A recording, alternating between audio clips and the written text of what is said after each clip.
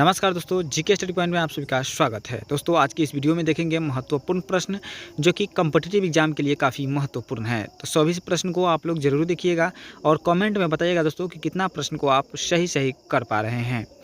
तो चलिए शुरू करते हैं। इससे पहले आपको यदि पीडीएफ चाहिए तो पीडीएफ के लिए आपको स्क्रीन पर एक नंबर दिखेगा, वीडियो के अंत में या वीडियो के बीच में जिस नंबर पर आप व्हाट्सएप मैसेज करके आप फ्री पीडीएफ प्राप्त कर सकते हैं। तो चलिए शुरू करते हैं। आज का पहला प्रश्न है दोस्तों, निम्न में से कौन सा जीवाश्म ईंधन नहीं है? निम्न में से कौन सा जीवाश्म ईंधन नहीं है दोस्तों? तो बिल्कुल नाइट्रोजन जो है, नाइट्रोजन जीवाश्म ईंधन नहीं है। ऑप्शन नंबर ए हो जाएगा सही जवाब। चलिए अगला प्रश्न देखेंगे दोस्तों, स्वतंत्र भारत में पहले वित्त मंत्री कौन बने थे? स्वतंत्र भारत में पहले वित्त मंत्री जो बने थे वो आर.के. शनमुखम चेट्टी बने थे। R K. Shanmukham Chetty, option number A हो जाएगा सही जवाब। अगला प्रश्न देखेंगे, भारतीय संविधान में मौलिक कर्तव्य का विचार लिया गया था। भारतीय संविधान में मौलिक कर्तव्य का विचार जो लिया गया वो कहाँ से लिया गया दोस्तों? तो बिल्कुल सही जवाब जो हो जाएगा ऑप्शन नंबर सी के साथ जाएगा, रूस के संविधान से लिया गया था। कहाँ के?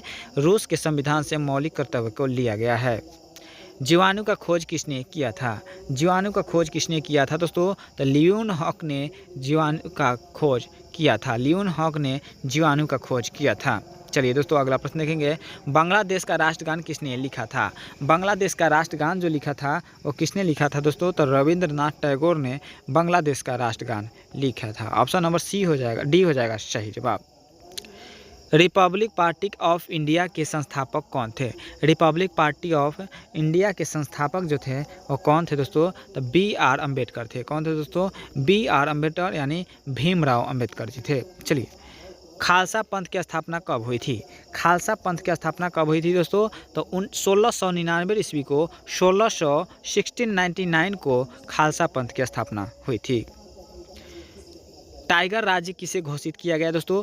टाइगर राज्य जो घोषित किया गया वो मध्य प्रदेश को किया गया दोस्तों। टाइगर राज्य मध्य प्रदेश को घोषित किया गया। वीडियो अच्छा लग रहा है तो वीडियो को लाइक कर दीजिएगा, चैनल को सब्सक्राइब करके दोस्तों में शेयर कर दीजिएगा। विश्व का सबसे बड़ा मछली उत्पादक देश कौन सा है? तो विश्व का सबसे बड़ा मछली उत्पादक जो है वो आपका चीन है दोस्तों, याद रखिएगा चीन, ऑप्शन नंबर सी हो जाएगा सही जवाब। कौन से राष्ट्रपति लोकसभा अध्यक्ष भी रह चुके हैं?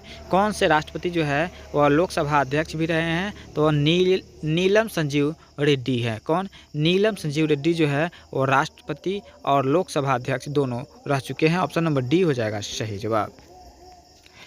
राम प्रसाद बिस्मिल को फांसी कहाँ दी गई थी? बताइएगा राम प्रसाद बिस्मिल को फांसी कहाँ दी गई दोस्तों? तो बिल्कुल सही जवाब जो हो जाएगा आपका गोरखपुर में दिया गया था। कहाँ पे?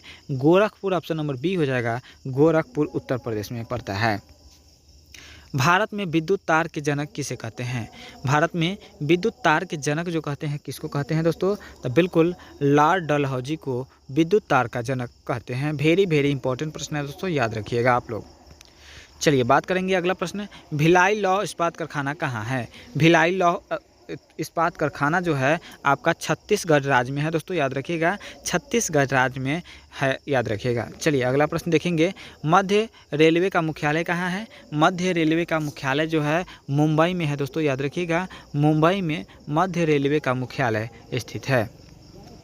दांडी यात्रा कहाँ से शुरू हुई थी? वेरी इंपॉर्टेंट प्रश्न है दोस्तों, एग्जाम में पूछा गया प्रश्न है, रिपीटेड प्रश्न है। दांडी यात्रा कहाँ से शुरू की गई थी? तो साबरमती के आश्रम से स्थापना की गई थी दोस्तों, 78 अनुयायियों के साथ। कितने? 78 अनुयायियों के साथ महात्मा गांधी जी दांडी यात्रा शुरू किए थे साबरमती आश्रम से, याद रखिएगा दोस्तों। यदि पूरा व्यक्ति के बारे में कहा जाए तो 79 हो जाएगा गांधी जी को लेकर के। चलिए अगला प्रश्न देखेंगे और अगला प्रश्न है, फूलों की घाटी कहाँ है स्थित है? फूलों की घाटी कहाँ स्थित है दोस्तों? तो बिल्कुल फूलों की घाटी जो है आपका उत्तराखंड राज्य में स्थित है। कहाँ पे है? उत्तराखंड राज्य में फूलों की घाटी स्थित है। अगला प्रश्न देखेंगे, अगला प्रश्न है, लोक लेखा समिति का गठन हुआ था। लोक लेखा समिति का गठन जो हुआ था वह कब हुआ था दोस्तों? तो बिल्कुल सही जवाब जो हो जाएगा 1921 ईस्वी को हुआ था। कब हुआ था? 1921 ईस्वी को लोक लेखा समिति का गठन हुआ था। वही बात करेंगे, सुदर्शन झील का निर्माण किसने करवाया था? सुदर्शन झील का निर्माण जो करवाया था किसने करवाया दोस्तों? तो पुष्यगुप्त वैश्य ने करवाया था। किसने? पुष्यगुप्त वैश्य ने करवाया था दोस्तों। चलिए अगला प्रश्न देखेंगे और अगला प्रश्न है, राष्ट्रीय खेल विश्वविद्यालय कहाँ स्थित है?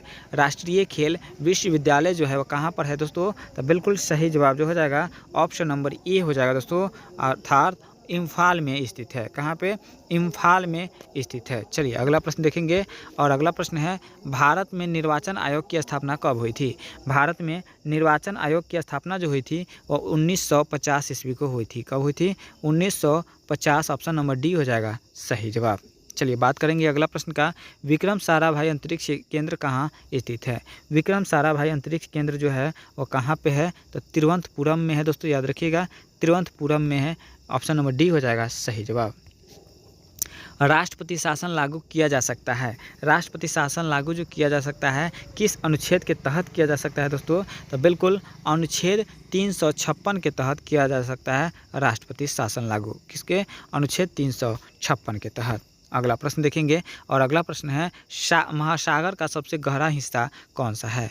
महासागर का सबसे गहरा हिस्सा जो कहलाता है वह महासागरीय गर्त कहलाता है दोस्तों, याद रखिएगा महासागरीय गर्त, ऑप्शन नंबर डी हो जाएगा सही जवाब। चलिए अगला प्रश्न देखेंगे और अगला प्रश्न है, और इस वीडियो का अंतिम प्रश्न है दोस्तों, सियाचिन ग्लेशियर किस घाटी में स्थित है? सियाचिन ग्लेशियर जो है वह किस घाटी में है दोस्तों? तो बिल्कुल ऑप्शन नंबर बी यानी नुब्रा घाटी में है। कौन से घाटी में? सियाचिन ग्लेशियर जो है वह नुब्रा घाटी में है दोस्तों, याद रखिएगा ऑप्शन नंबर सी हो जाएगा, बी हो जाएगा सही जवाब। ठीक है दोस्तों, तो आज की इस वीडियो में 25 प्रश्न देखे हैं।